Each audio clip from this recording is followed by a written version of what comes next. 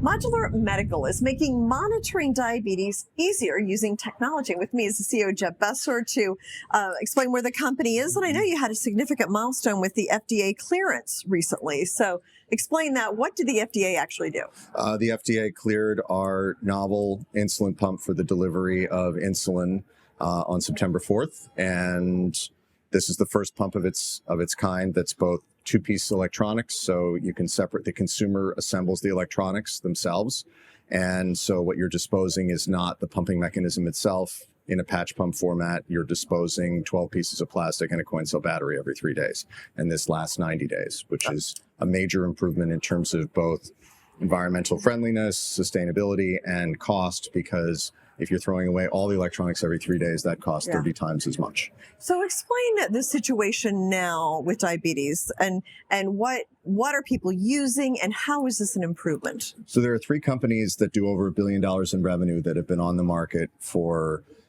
at least 15 years. And they've been very successful at penetrating the sophisticated power users who are willing to spend 30 to 60 minutes a day managing their pump. But because of the complexity, cumbersome form factor, and cost of the current solutions, 80% of the people who should be wearing a pump or could benefit clinically from wearing a pump still aren't 25 years after they were introduced. So we think there's a lot of white space out there for new companies to come in and offer a solution that serves a different part of the market.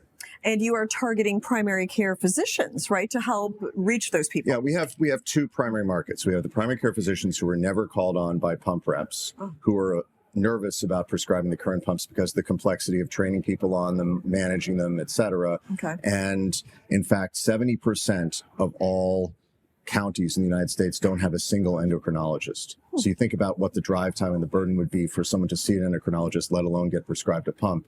You can see why there's an opportunity there for a product that can be learned in less than 30 minutes and where the nurse can make some money actually training the patient how to use it rather than having a company rep come out and do it. The other major market for us would be the high volume diabetes educators who see patients, but see lots of patients and prescribe lots of pumps, but know that there's a group of patients they see who reject all the current solutions. So we want to be an alternative for them for a less sophisticated or less motivated user. Sure, and a busy person too. Yes, absolutely. Yeah. No, it's true. Is it safe?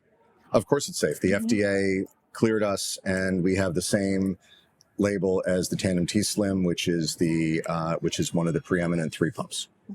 And then let's talk about the Nudge BG. Explain who that is and how is that important to the business? So we announced in December a deal with Nudge BG, which is a company trying to develop an algorithm which would have to be approved by the FDA. So it's not cleared yet.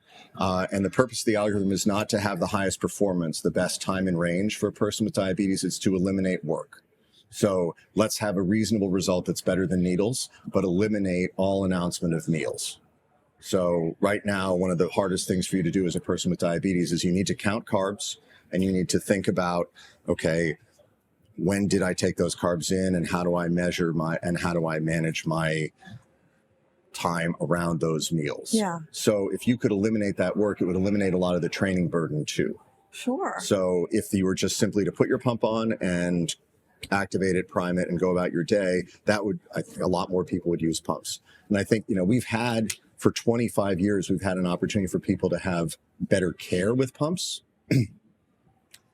But it's more work and they haven't adopted. So everything we need to do to make this product better is to make it easier to use. Yeah, a lot of friction. A lot of friction that we want to try and eliminate. And right. So, and there's another company that's going public this week, potentially, Beta Bionics. I was going to ask about that. And Beta is trying to attack the things in a similar fashion by making the software easier. Okay. And look, there's plenty of room for multiple companies in this space. But, we think that we've innovated on the hardware, and now we're adding software. They've innovated on the software. So what about cost? Insurance, is that a concern for people, or do you bring the costs down with the ease of use? Well, initially we have, the first day you make one of these, it's not profitable, right? Because you have no scale on the manufacturing line. Right. But over time, we think that we will have a 50% cost advantage over the industry leaders. in terms of the manufacturability of the device, because we're not throwing away the whole pumping mechanism every 3 days like Insulet does, and we're not pumping with a syringe-based pump that has a stepper motor and all the other complex electronics that the other durable devices do. Mm-hmm. You know, this at scale should cost less than $50 and last 90 days, and we think that we can make it last 180. Mm-hmm. And when is the expected launch? We think it will be right around mid-year. Okay. And in the United States. And it'll probably be a single region first, and then we'll spread out after we get comfortable with the profile of the patients and doctors that we're targeting.